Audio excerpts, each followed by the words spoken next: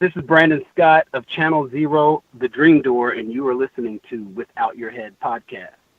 Welcome to the station of decapitation without your head. I'm Nasty Neil, and I'm joined by Christopher Wells, writer, director, producer of The Luring. How you doing? Doing really good. Really good. Happy to be here. Happy to have you here. So, for people not aware yet, can you tell them what The Luring is about? Sure. The Luring is about a man who tries to recover a lost memory by returning to his family's vacation house located in Vermont, where an unspeakable act took place, leaving him institutionalized as a child. So that's my elevator pitch. Right. You don't want to give away too much of it. So no. Where did this idea come from? Well, we used to actually have a vacation house up in Vermont. And when my stepfather died, my mom couldn't afford the house anymore. So she came to me and she said, look, I have to put the house up for sale. And I asked her if I could shoot a film there. And she agreed. So basically I wrote a script to what I had available to me. But I also had two short scripts that I wrote prior to that I put into the film as well. And they acted as the beginning and the end of the film. And so it, just everything kind of came together, and having a deadline, because my mom, she had to sell the house. So we were shooting, and then a week after we wrapped, they did a walkthrough, or actually 3 days after we wrapped, they did a walkthrough and the house was sold. So, I mean, it was during mud season in Vermont, which is like, it's just incredible how we pulled it off, but we did. Yeah. So what was it about the house that inspired the story? Well, it was available, right. But in all honesty, the house didn't have any lights hanging from the ceiling, so there were a lot of lamps, and what that causes is a lot of shadows. So every time when I go up there, it wasn't a creepy house at all, but just when it got dark or at night, we'd have the lights on, with these lamps, and I always thought, just creatively, how cool would it be to write a horror film up here, even though there's nothing horror or anything bad that happened in my life, going up there for years since 1989. But I just as a visual person, I just saw what the possibilities, what I could come up with, and when the opportunity arose, I just kind of went with that deep feeling, and I just love horror, and I could have done a romantic comedy or whatever, but for independent filmmakers or ultra low budget filmmakers like myself, horror is a really good genre to do, because with romantic comedies you kind of need to name talent and all that stuff. So I just try to stay with what I had available and what I thought would be a success. And also, being that I love horror, I've always wanted to do a horror film. So kind of everything kind of came together. Well, was that hard to get it written and filmed in that time frame? Yes, it was not easy, because raising money, even if it's an ultra low budget film, you're still asking people to invest in your film, and so it wasn't easy because I was doing both. I was Brian Berg is my co-producer, and he was more or less the main guy raising money, and I was more of the creative, but I still had to do a lot of stuff. I mean, I still had to produce the film. I had to raise money and all that stuff. There were days that we didn't think that we could raise the money. There were days that I was like, okay, I guess it's not happening. And then the very next day, all of a sudden we had an investor. I mean, it was like a roller coaster, and I don't recommend it to a lot of people, but having a deadline is actually the best thing for artists, because if you don't have a deadline, it's easy to just kind of push it off, because you're working for yourself, and you can always say, oh, I'll do it later. I'll work on the script later. But knowing that, we had this opportunity, I just couldn't pass it up. I couldn't screw this up. So it worked for my benefit having the deadline, but raising money and all that stuff was definitely hard. But what we did was we shot the first scene of the film, and we put $10,000 for that. We showed that to all these possible investors, and they liked what we were doing. And then that's how we raised the most, all the money from that. Mm-hmm. So we were able to kind of prove to the investors, hey, we know what we're doing. This is what the film is going to look like. And so after that kind of made it a lot easier for us. Yeah. So how long had you known Brian? Well, I met him probably about a year before we started working together. We actually met playing football at Prospect Park, and there's a really bunch of really great guys that I play flag football, and he kind of saw some of the short films that I've done in the past. He liked them, and everything kind of just came together. And as we were kind of talking about films and whatnot, then my mom came to me and said, look, I have to sell the house. And then I was talking to Brian about that. And he said, look, if you're really serious about this, I could help you raise money for this. And just one thing led to another. And we just kind of checked off the tax, the things that we had to do. And it just kind of came together. So, about like a year before we started working together. And, I think he's a great guy, really good friend of mine now. And, we've been through a lot. Yeah. Not easy doing a film. Mm-hmm. So was the memory part of the story, is that something that interested you before you wrote this, or was it something like you looked into when you were thinking of a story? A combination of both. I mean, I've always had Garrett, the protagonist of The Luring, he's got dissociative amnesia. And I don't know where I was, but someone was actually talking about that. And I always thought that was sort of fascinating, that if something traumatic happens to you, you can forget that part of your life. And this happens to, a few people that have had, obviously negative things happen to them. And so as a writer, I just thought, well, let me just explore that. Let me kind of see where I can go with that.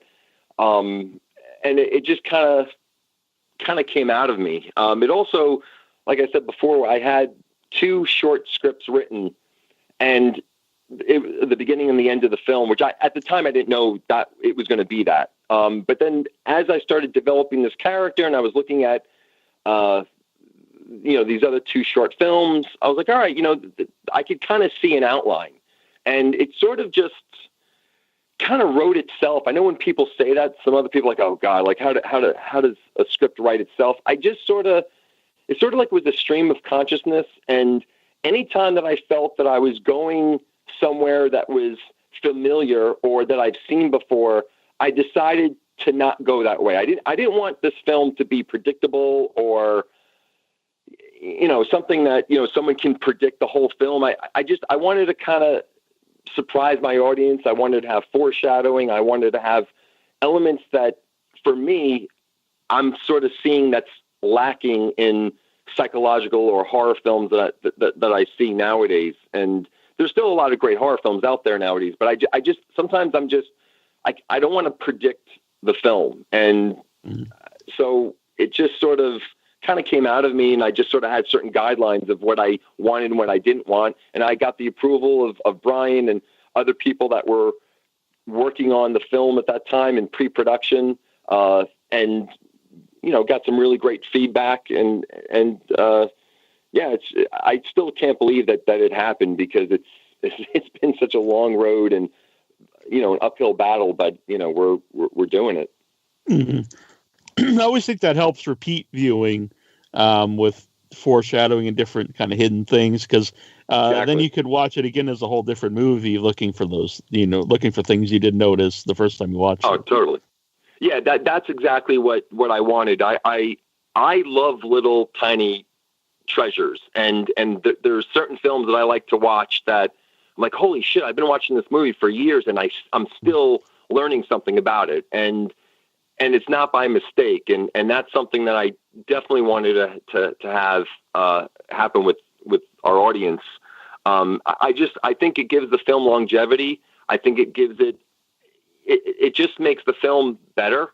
And obviously you have to be careful, because some things are going to be very, very subtle and some things maybe not so much, but I never wanted to spoon feed the audience. And I think with psychological thrillers, that sort of lends itself for that, where in horror, you could be very slasher based or whatever. There's different kind of subgenres in horror, but psychological thrillers tend to be or should be more cerebral. So for me, I wanted to,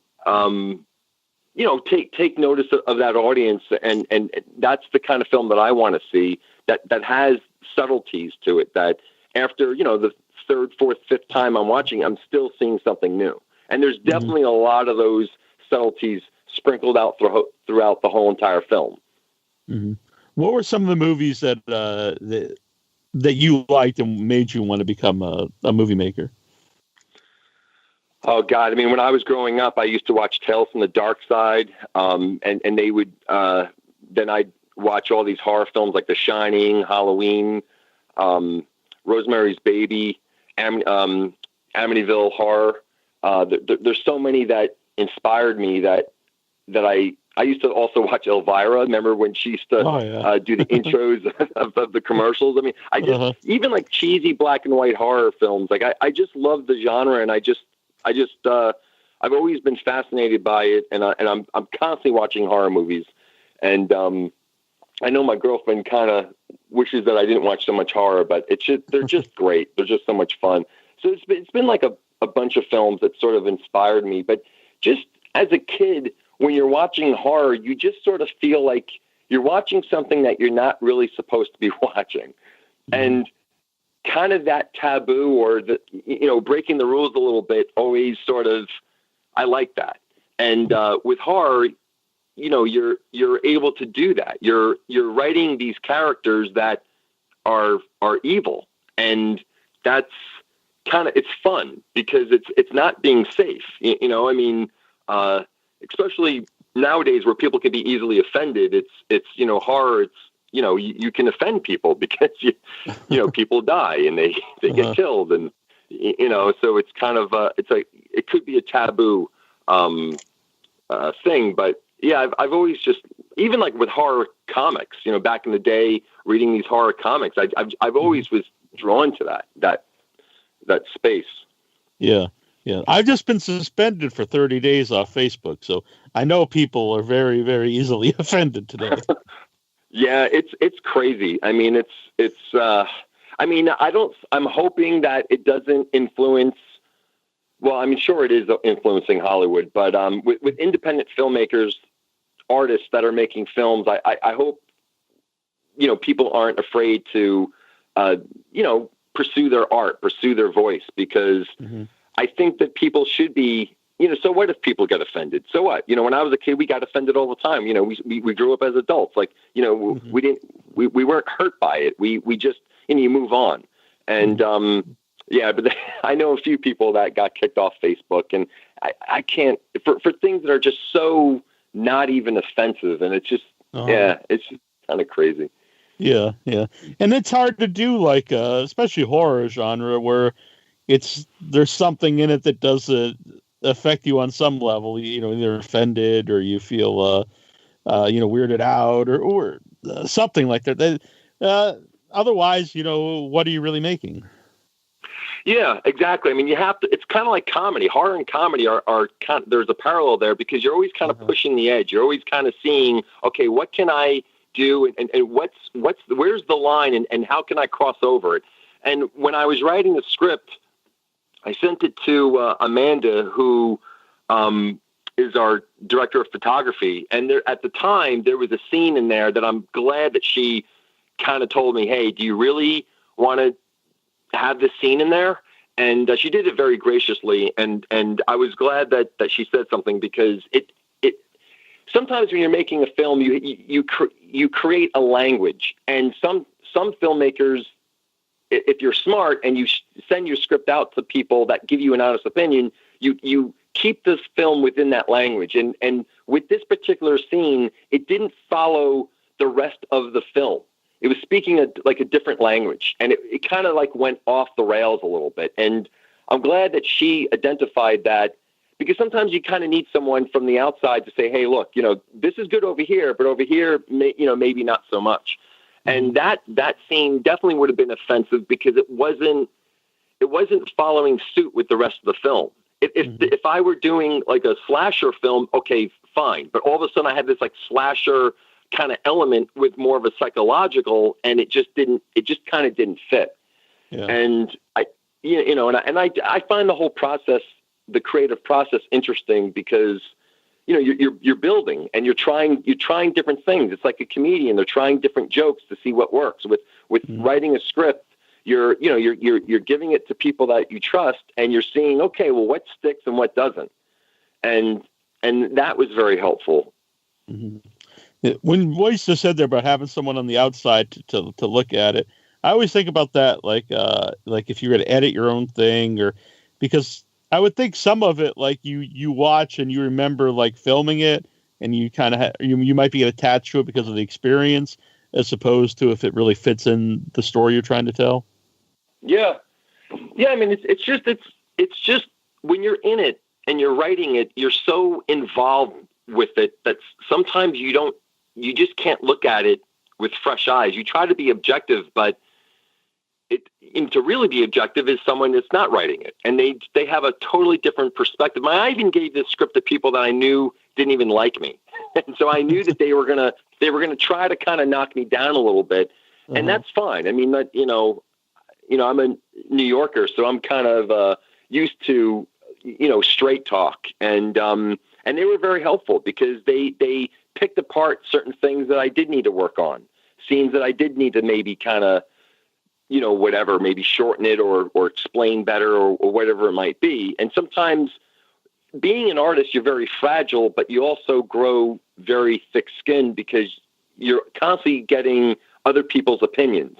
And you have to just be able to understand, well, who's giving me constructive criticism and who's just trying to kick me in the nuts, So, right.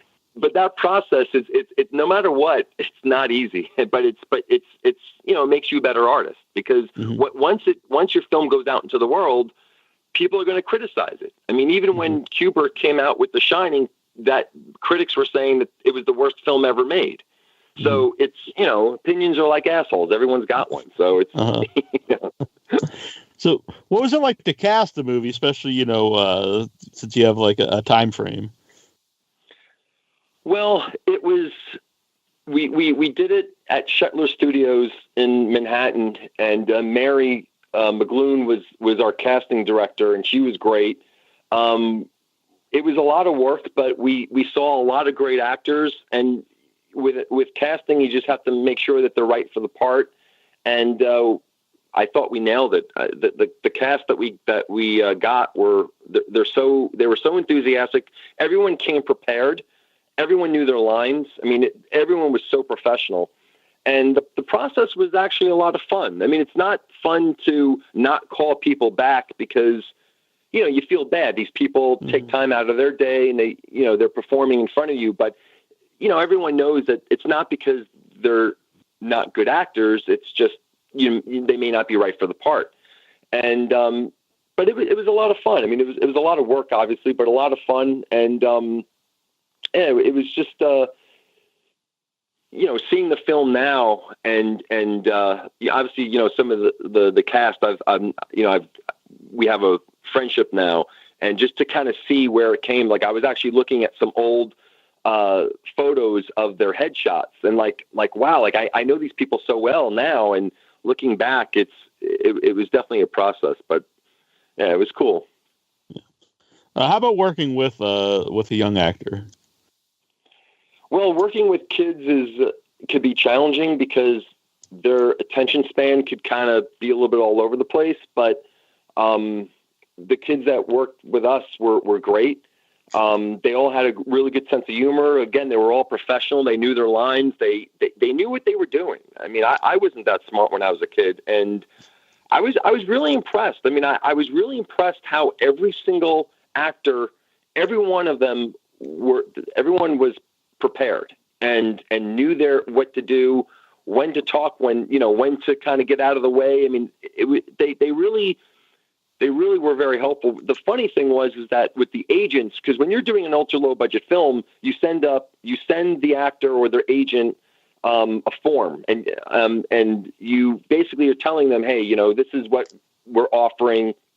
And every time every time when I spoke to an agent, they wanted to make sure, well, are you going to feed my actor? Are you going to give them the room to stay in? And I'm like, oh my God. Like, and I remembered when I was going to school of visual arts and I did some acting and I acted for some films, I remember how shitty directors and producers treated me. And and then when we were on set on the downtime, I remember talking to some of the actors and they were telling me some serious horror stories. And I was like, oh, that's right. That's why every single agent, they were like asking basic questions. Are you going to feed our actors? Like, it's like, of course we're going to feed we made damn sure, Brian and I made sure that we were going to treat everyone with respect. Everyone had a room. Everyone, we fed them good food. It wasn't pizza. It was like, we actually had a really good caterer that was they served very healthy food, because if you're just going to feed everyone carbs and shit food, then they're not going to perform good for you. They're just going to be lethargic and just fat blobs, sitting all over on the set. You want to make sure that they have energy. And you also just want to make sure that their living conditions, you just want to make sure that they're happy, because then they're going to go that extra mile. And that I think, obviously we had SAG actors, but we didn't go union with the crew because we just couldn't afford it. But, everyone really kind of put in that at the 11th hour of every day, everyone was still vibrant and ready to go. And I think that has to do with just the level of respect that we treated everyone with. Mm-hmm. So, you had I keep saying about the time frame, but once you finished filming it, how did the editing process go? Well, Lucas Labataglia is our editor. And he lives in Jersey. And so basically I slept on his couch for, 2 months, pretty much. And he organized everything, put everything in files, logged the film. And then we just, went through each scene and just started going back and forth with that. Sometimes he'd kick me out, say, hey, look, Chris, go for a walk. And I'd go for a walk, come back, and he kind of figured things out. Sometimes, he would kind of go for a little bit walk, and then I would kind of maybe think things out. We've been working together professionally since 2002. And we actually met at School of Visual Arts, and he was on set too. So having your editor on set is such a benefit, because the way you shoot your film, he's making sure, okay, is this going to cut together? Is this going to make sense? We're not missing anything. And just having that third eye on set is great, because we really didn't have a big crew. But the editing process was great. And then, he put in just some stock music. And at the time we weren't, because, you're raising money throughout the whole entire process. So we raised money to start production, continue production, and then for levels of post-production. At the time, we didn't have the money to do an original score. There was no way that we were going to be able to do an original score. And Sean, who did our sound, said, hey, look, if you're thinking about doing an original score, I know you guys don't have a lot of money or any money, but I have a friend, Al Creedon, who could, he does a great job. And I spoke to him, and we were able to raise the money to get it, to, get him on board. And having an original score just amplified what Lucas did as an editor, because you're watching this movie and you're watching it with stock music, just filler music. Mm-hmm. And, it doesn't really hit every moment. So not having that timing down right, you're like, oh, that scene could have been so much better. And then you start to second guess yourself. Like, oh man, like that scene looks good, but the music just doesn't fit. And music is everything in horror. So having Al come on board, and then he lives in Philadelphia. So then I had to go down to Philadelphia for about a month, back and forth. And the process was great. I mean, seeing your film coming together, especially with the music, it's like, oh my God, like this is like a real movie. I'm like, holy shit, like we did it. It's like, because there's a lot of, peaks and valleys, but yeah, I mean, we pulled it off somehow, and I couldn't be more happy with the product. Mm-hmm. How about the poster art? Because I think the poster is great. Thanks. Well, what we did was with the poster, we actually took a still frame of the film, one of the characters, and then I kind of made it black and white and kind of did something with it. And then Lucas kind of put it into some sort of, I don't know if you put it into Illustrator, and he kind of made it look the way it does. Mm-hmm. And so it was both of us kind of working on it, and then the placement of the text. And then our publicist actually said, well, you definitely need to have a tagline. And so we put the tagline. It was actually like a bunch of people. Brian actually had a lot to do with it as well. But yeah, we're really happy with the simplicity of it, the black, the white, the red. We think it pops, and there's something mysterious about it, something kind of, I think a lot of posters, they sometimes they overthink it. And I like to kind of keep things simple, because I think there's a beauty in keeping things simple, and you can get very complicated in a good way by keeping things simple. Sometimes people think, like, if you think of, like, let's say, I keep talking about The Shining, but that everyone's seen that. If you look at those shots, there's a simplicity to it, but it's an orchestra within these shots. It's not like he's doing like an MTV video where, like, there's shots everywhere from every other angle, and like, oh my, and I think that a lot of films have kind of deviated from that. They kind of try to, they're all style, no substance. And I think when you have substance, the style really shines through. If you're trying just to go with style, and trying to appease audiences that, that are texting while driving, then you're going to have kind of that kind of movie. And I don't want to have that movie. Because I talk to intelligent people, and they want a movie that is thought-provoking, that makes them involved with the film. And so I know you asked me about the poster. I'm kind of going off a little bit, but it kind of, I feel like the poster really encapsulates what we're trying to do as filmmakers. And there's a complexity within the simplicity of what we're doing. And there's a beauty in that. And I'm hoping that audiences will embrace that, because, it took a lot of work to make that happen. Mm-hmm. Yeah, and you said about the mystery, I like the imagery of this woman with her eyes covered with some kind of hood. Like a hood, yeah. Yeah, it's very cool. So what do you plan on doing with the luring from here?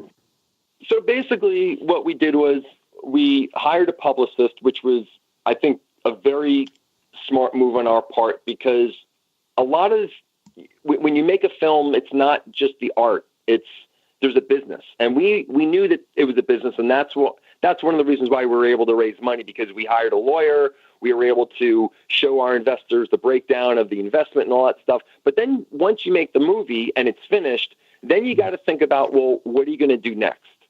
And it's not like I have Hollywood blood in me, or I know anybody in the industry really. A publicist can reach out and get it in front of distribution people, companies, and also agents. And our goal is to get a theatrical release, even if it's a small release. Seeing your movie on the big screen, that's what everyone wants. Mm-hmm. And even if it played in only a few cities, New York, LA, great. That I'm good with that. But then the main focus would be VOD. And that's something that we've been talking to agents and distribution companies, and that's something that they do offer. And we know what we are. We're not a mega Marvel movie. We're an independent film, and we're a small niche psychological thriller. And I think we can build a base through that and then kind of grow from there. And I think we have to be realistic in who our audience is. Because I think sometimes people think, oh, well, I'm going to be, everyone's going to love my movie. No, there's certain audiences that may like your film, and certain audiences that may not. Concentrate on the people that will, and then from there, it can grow. And so with a clear understanding of what we want to do, articulating that with our publicist and with our marketing and all that kind of stuff. And when I say marketing, like, it's really me and Brian doing the marketing. It's not like we have like people doing marketing for us. We're wearing every hat imaginable. But getting a distribution deal is obviously huge for us. And by keeping the budget low, which means that's great for us because we don't have to make a lot of money to make a lot of money. And I think filmmakers, if they understand how to make a film on an ultra low budget or micro budget, ultra low budget, way, then they're able to and go work within your means, and don't suck at it. And just because you don't have a lot of means doesn't mean you suck. You then rely on story, or you have to be creative within the box. You have to learn how to jump over those walls within that box. And I think a lot of filmmakers, what they do is they take a budget and they try to make a Hollywood blockbuster. But you're not that, and it's never going to look like that. So once you embrace what you have and what you don't have, then you can break these rules and you can really become something that people are like, holy shit, that was awesome. And what they only had they only had $250,000 to work with, because when people think of independent films, they think of, oh yeah, that's not a lot of money. No, most of those independent films are $10 million plus. Mm-hmm. A lot of people, and I love this movie, Get Out was a great film, but the budget was $10 million. Mm-hmm. Our budget is $250,000. There's a huge difference. Yeah. And when you're working with an ultra low budget film, I mean, I didn't have someone doing continuity. I'm doing continuity. So that meant that every little detail I got to pay attention to and make sure that, the cigarette isn't, flying all over the place, in the scene, or the way that they hold their cup, or the way that their buttons are unbuttoned, or did they have that jacket in this scene because we shot it 10 days ago, and how was she wearing it, or whatever. All those little stupid little things. Usually you've got someone that's having a real budget means that I don't have to wear every single little hat. I mean, I was directing this, producing it, but I also was the PA,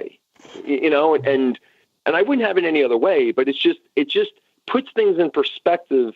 And it doesn't mean our film, I mean, I think our film is great. The budget, relying on story, I think is the way to go. But when people think of independent films, they think, I don't know, I really don't know what they think, but I don't think that they think, oh, that cost $10 million, because that's a lot of money.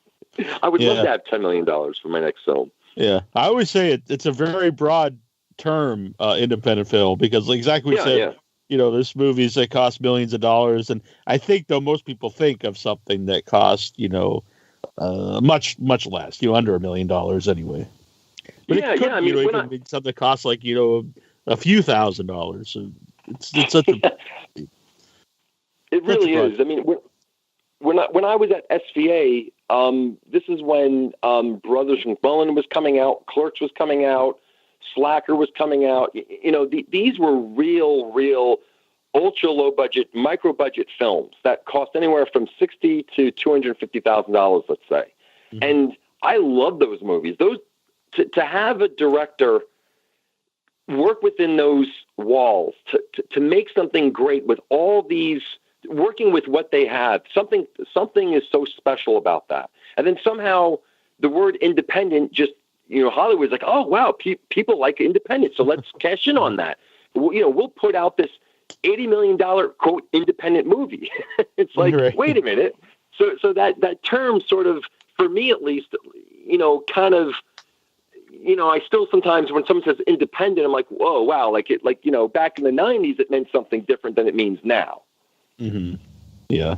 It was even, I was at Fright Fest a couple months ago, and I was doing a bunch of interviews, and it's all independent movies. And then because there was this one animated movie, and I was like, it looks like it cost millions of dollars, and he's like, well, the budget was $10 million, and I'm thinking, well, that's great and all, but I'm just thinking in my mind, it's like, well, I don't really consider that an independent movie at this point, that it's costing tens of millions of dollars.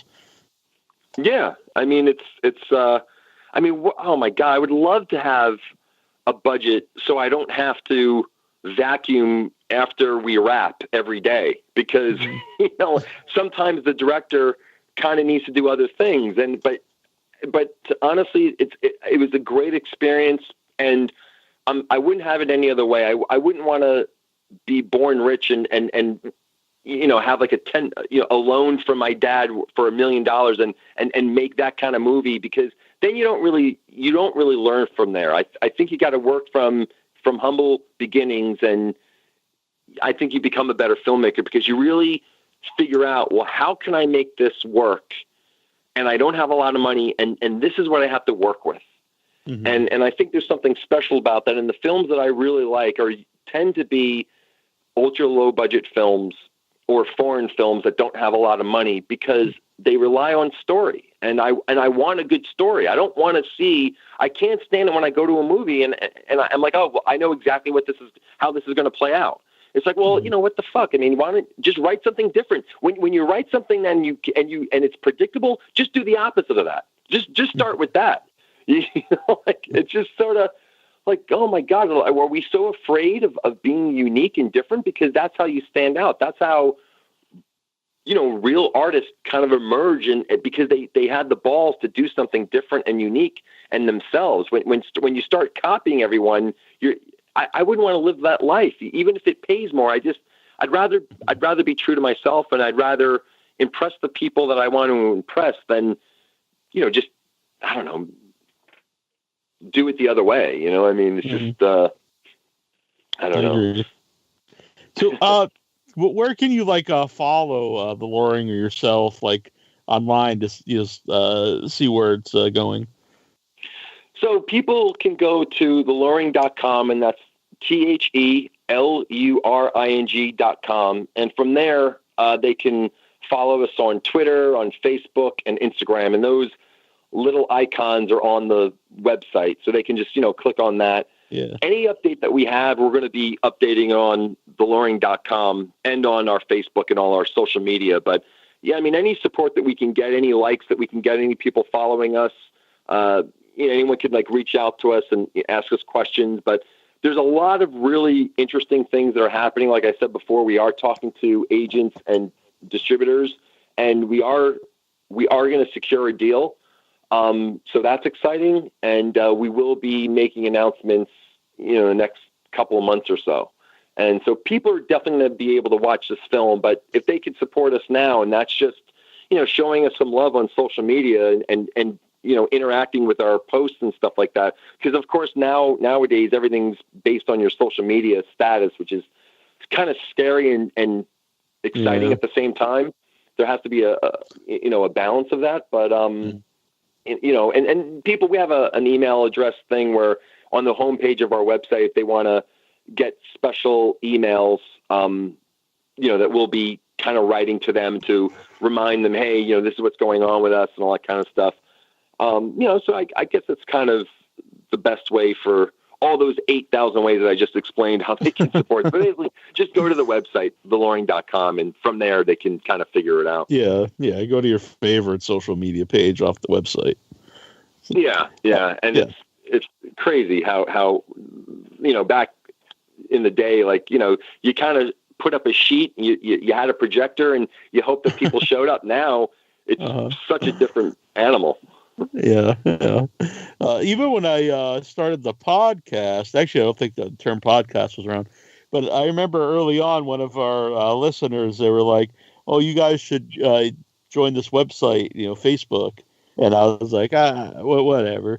And he's like, "Well, do you care if I make one for you?" I'm like, "Yeah, that's fine." And you know, that's how that all started. But you know, I didn't think like those sites, you know, I didn't see the value in them, but this is, I guess, very that's silly of me, but well, I mean, who knew? I mean, it's kind of, you know, I mean, I really don't like social media. I actually like talking to people, and social media, I think, is obviously it's a scary place when people are so consumed with it. So, but as a business, you have to have it, and and when we were raising money for the film, besides hiring a lawyer and having everything as a business, we also, you know, we formed an LLC, and we also had a website, and we also had a Facebook, and so the investors, at least, they're like, okay, they're doing everything right, and so that's important. So if filmmakers are really serious about doing their film, they gotta get their business right, and they have to look the part. And so the business aspect of it is make sure you hire an entertainment lawyer, make sure that they draw up papers that when you go to an investor, you give them, I forget what it's called now, but it's a paper that basically breaks down the budget and what they're going to get if they get any money back, how it would break down. And so at least they're like, okay, well, these guys are serious. They hired a lawyer. They're not cheap, and everything is clear and concise. They have a website. They all have their ducks in a row. And especially with us, when we shot the first scene of the film, that was really the nail in the coffin that sealed these great deals for us, because then people can say, okay, yep, they at least got their shit together. Where a lot of filmmakers, they kind of leave out certain aspects of that. And that's not going to get you money, because these people that are giving you money, they usually own businesses and they know what it's like to have a business, and they're thinking of their investment very differently than the filmmaker, because the filmmaker is doing it because it's a passion project. It's something that they want to do as an artist. But the investors, they just basically want to support the arts, but they also don't want to throw their money away. They want to make sure that even if they don't make their money back, they want to just make sure, am I investing in something that's worth it? Is it a project that I'm going to be proud of? Because any investor that you have, they become an executive producer. That's their title. And you want to, they want to make sure, like, am I going to be able to brag about this, or am I going to be ashamed of it? You got to make sure that, and they want to make sure, can you finish it? Because a lot of filmmakers, they don't know how to finish a film. And that's a huge thing that happens, where they just don't know how to do that, which I don't know how you don't finish a film, but I guess they just don't have their shit together enough that they forget something, or they didn't budget it correctly, or I don't know what happened. But a lot of people that I know actually have done films, and they actually didn't finish their films, and then they went into a whole different career because it kind of like, they just felt defeated and just couldn't do it after that. And it sucks because, they were talented. Yeah. What is your background in filmmaking? Did you go to film school? Yeah, I went to School of Visual Arts in Manhattan. Before that, I went to Glen Cove High School and got kicked out of Spanish class. And the reason why that's important is because there was a TV program at my high school that actually had an amazing teachers and equipment, and I learned the basics there. Went to School of Visual Arts, and then I opened up a production company. So I for a living, what I do is I do professional photography, and I produce, write, and direct videos for various different companies. So that was a huge help. So at least people saw my track record and said, okay, this guy knows what it's like to make a video for a multi-million-dollar company and make them very happy. So at least he's got that under his belt. And that was a big thing. I've done a lot of short films, very, different kind of dark. I usually do dark humor or dark films. I have a horror film called Cynthia that got a lot of hits on YouTube because I had some random writer that saw the film and just, he got the film. Like he wrote this great review, and somehow that blew up that film, which was nice. Because I have other films that I think are even better than my horror film, and they have like no views on it. So it's just kind of funny how YouTube works, because you're like, all right, like how did it, but yeah, I mean, my track record and the history of my past work is definitely was a factor for these investors, because they wanted to feel good about their investment, and at least they wanted to make sure that we can finish the film and not just say, oh, thanks for your money, but we have nothing to show for it, Right. So all your short films on YouTube?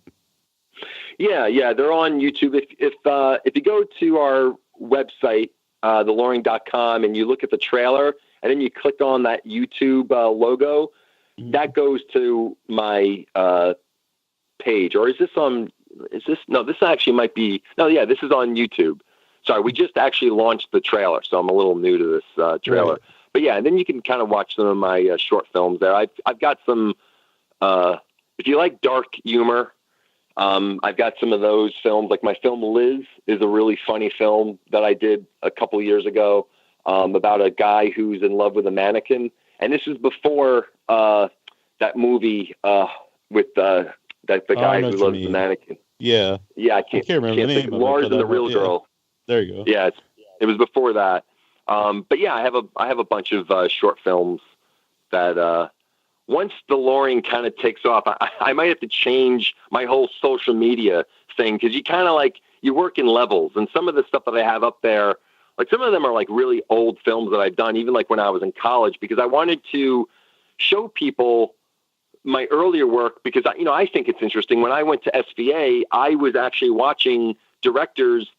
I was watching their commercial reels, because I wanted to see, well, what were you doing before you were making films or music videos? And so I'm a very transparent person. And I've always kind of enjoyed the process. And even with my earlier work, I think it still stands. I think that there's still something there. And so, yeah, I mean, they just go on that. That's how they can kind of, find that work. Mm-hmm. No, cool. I'd like to check that out. I'm really looking forward to seeing The Luring. Yeah, me too, man. I'm telling you, I'm excited, and I think we really have something here. I'm really excited about it, because we just had too many really intelligent people just really give me great advice, and I listened, and yeah, the process was definitely a fun process. And I remember there was one time when Brian says, are you happy with the film that you made as a director? And I thought that was a really great question that he asked. Mm-hmm. And I am. This is something that I can feel proud of. And yeah, I'm really happy with everyone's efforts. And obviously it's a collaborative experience. It takes a village to make a film. And yeah, I mean, it's definitely, I'm so excited. I'm really, really excited. I think the trailer came out really good. I think it shows off the film in a really, really good way. And yeah, I think we have something here. I'm really, really excited. Well, I appreciate you coming and talk to me, and I'm looking forward to the movie, and hope everyone checks it out when it's available. I'm definitely going to send you an invite, so I'll keep you posted. Very good. Thanks again. Cool. I appreciate this. Yeah. Thank you. I really appreciate it too. Thanks for having me. Yep. Good day. Have a good day. You too. Bye. Bye. This is Bob Kraskowski, the writer-director of The Man Who Killed Hitler and Then the Bigfoot, and this is Without Your Head.